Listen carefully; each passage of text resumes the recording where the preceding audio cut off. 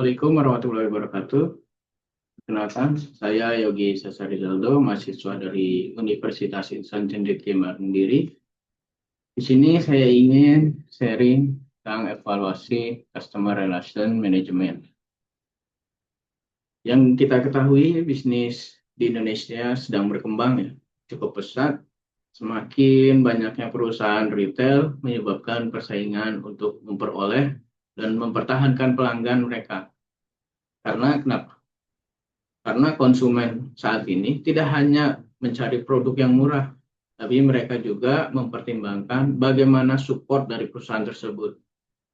Misal seperti customer care, di mana keluhan pelanggan itu dapat teratasi dengan baik ya.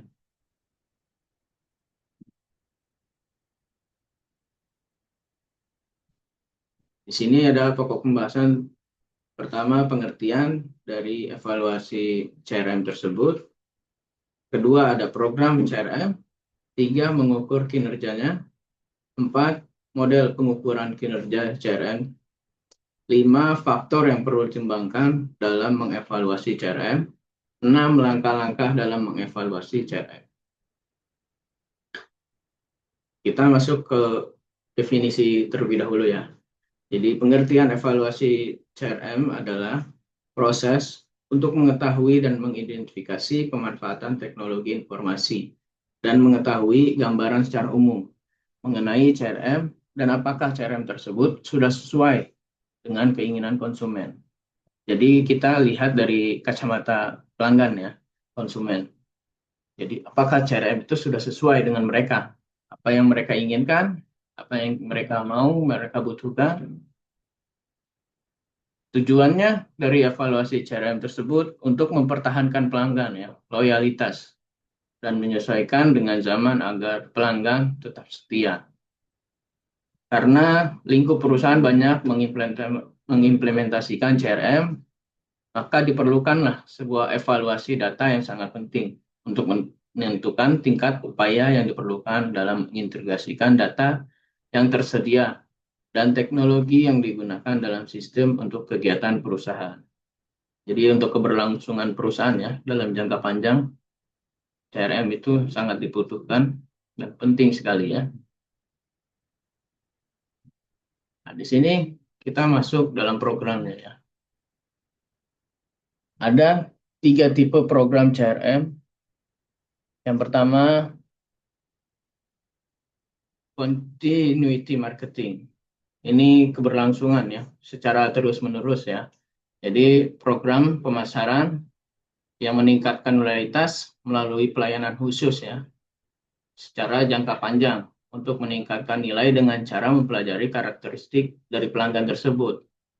Jadi dari perusahaan yang kita kelola, kita bisa memberikan apa nih supaya loyalitas pelanggan nih kita bisa dapat.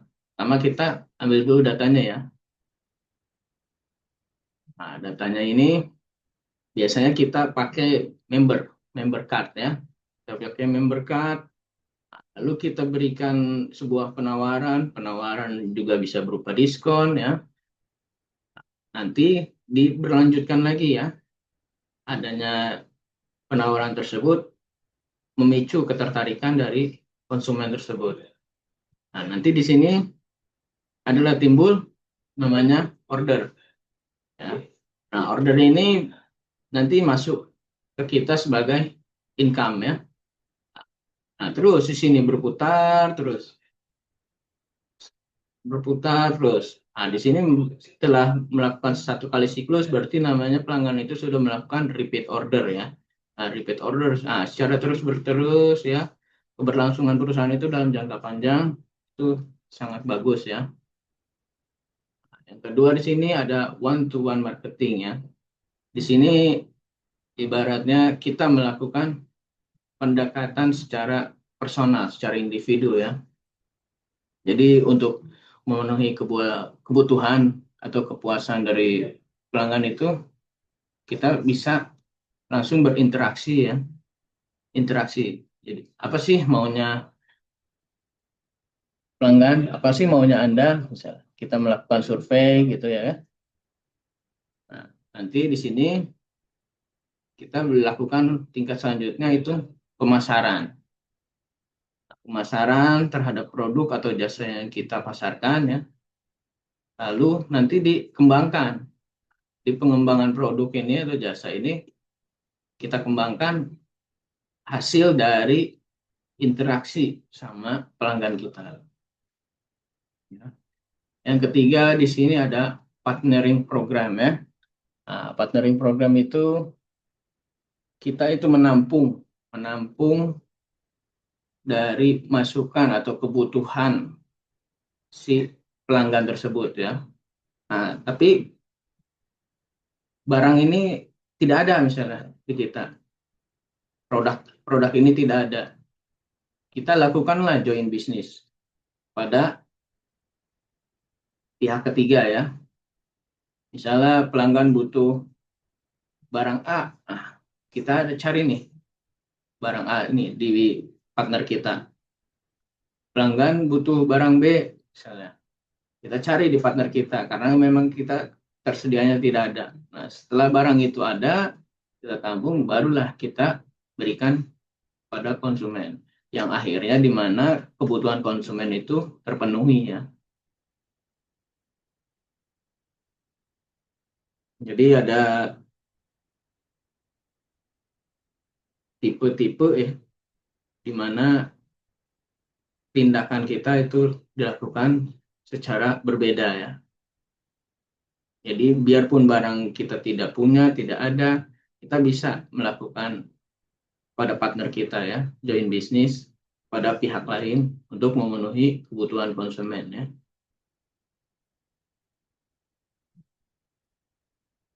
Sini ada pengukuran kinerja CRM ya. Kelebihan utama dari model balance ya. Karena saya mengambil tipenya model balance scorecard karena untuk lebih memudahkan ya. Karena manajemen dan organisasinya itu memandang perusahaan dari 4 perspektif. Pertama yaitu keuangan ya. Karena keuangan itu penting sekali ya bagi sebuah perusahaan. Kalau keuangannya kuat, langkah selanjutnya pun bisa dicapai ya. Yang kedua, pelanggan. Pelanggan ini adalah hal penting ya. Kalau kita sudah proses sebuah produk atau jasa ya, tidak ada pelanggannya sama aja ya. Maka keuangan bisa terganggu kembali lagi ya. Lalu ke proses bisnis internal ya, dan pembelajaran dan pertumbuhan ya, learning and growth. Ini untuk karyawannya sendiri ya, diberikan pemahaman ya, misalnya ada teknologi terbarukan, itu kita lakukan pelatihan ya, yang menghubungkan pengendalian operasional jangka pendek ke dalam visi dan strategi bisnis jangka panjang.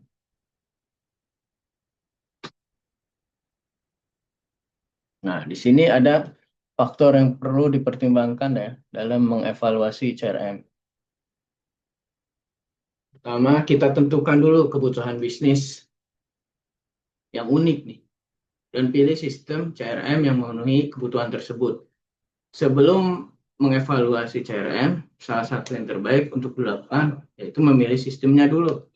Apa yang cocok nih kepada pelanggan kita, ya, yang tepat dan digunakan pada kegiatan bisnis.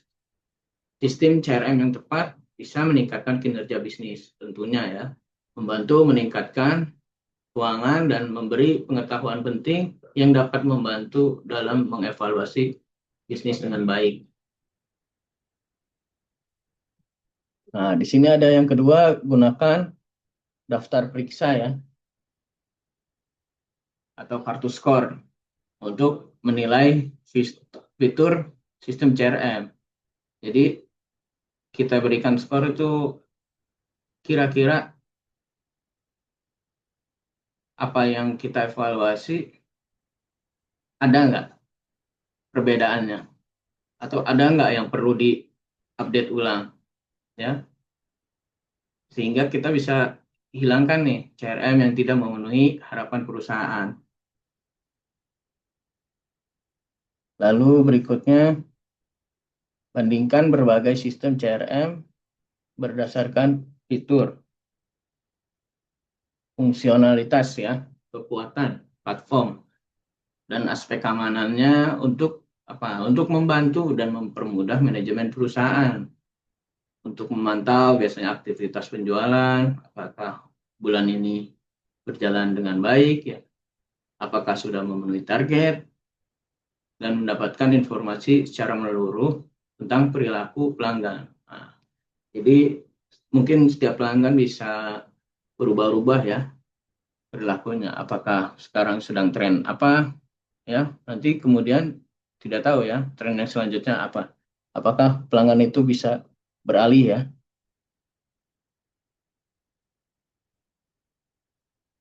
Nah, yang keempat ini ada analisis bisnis ya. Secara menyeluruh kita menggunakan sistem CRM yaitu untuk evaluasi ya dan audit secara berkala ya.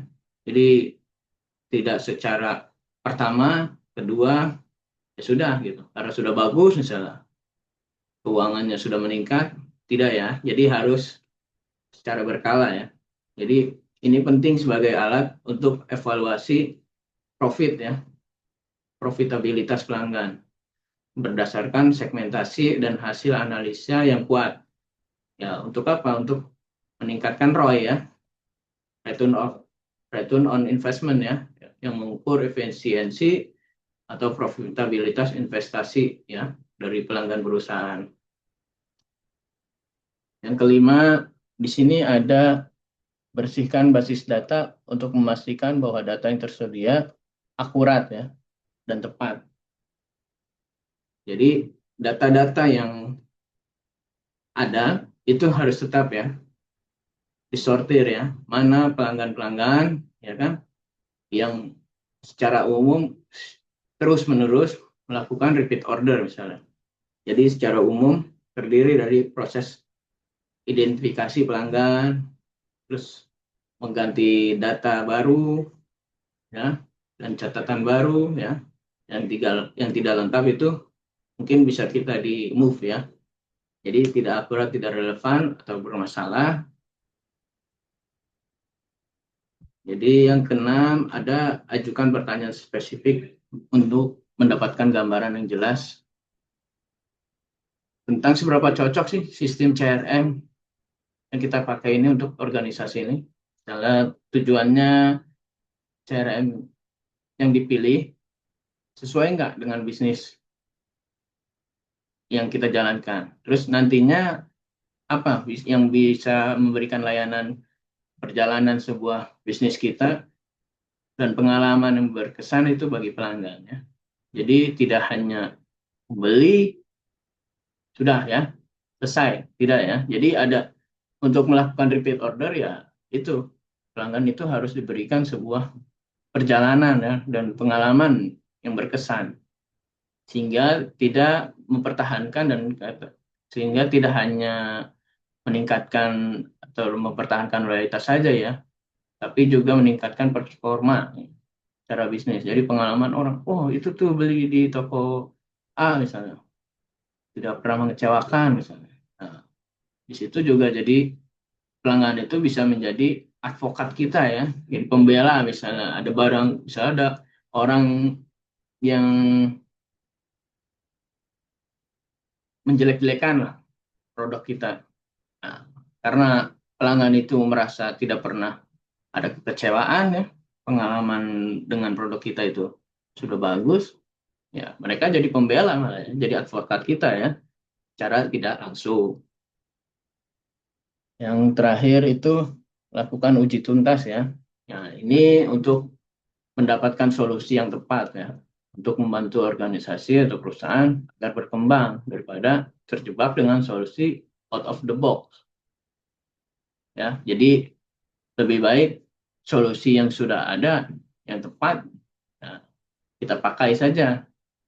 Jadi untuk arus utama yang tidak sesuai dengan kebutuhan bisnis Anda tidak perlu ya, tidak perlu dipakai. Nah, misalnya kita ambil studi kasus ya. Misalnya di Bandung ini ada sebuah toko perlengkapan olahraga ya, yang pelanggannya itu sudah bagus lah, sudah banyak lah. Nah, toko ini menerapkan CRM.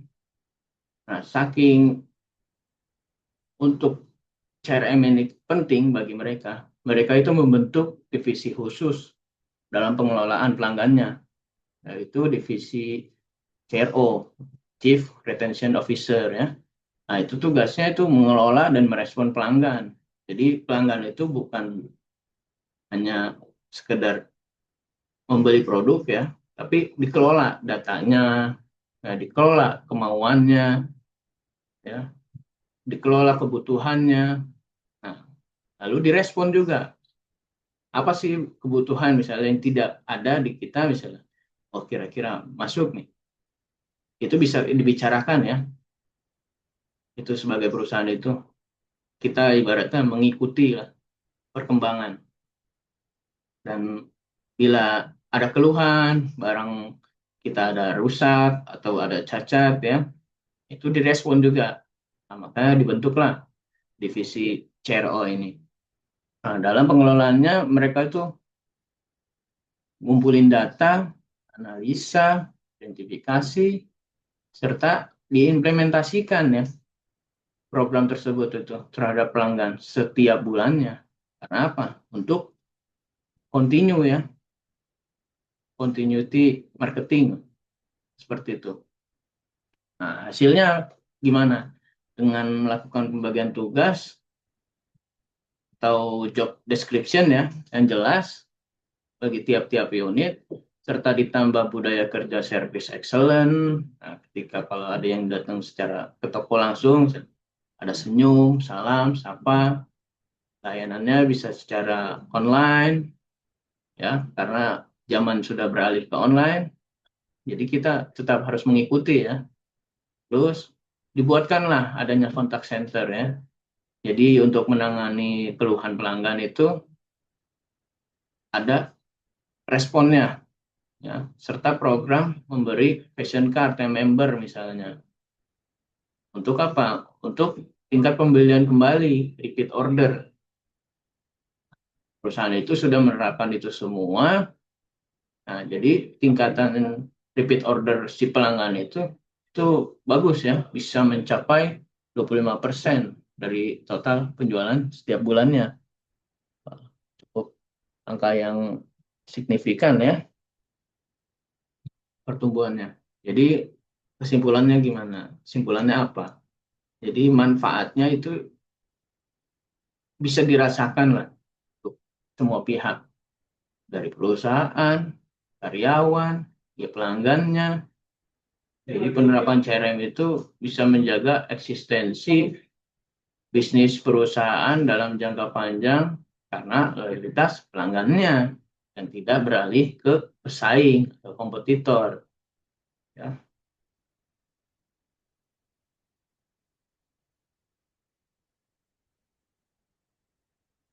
Berikut langkah-langkah yang harus dilakukan dalam mengevaluasi CRM ya.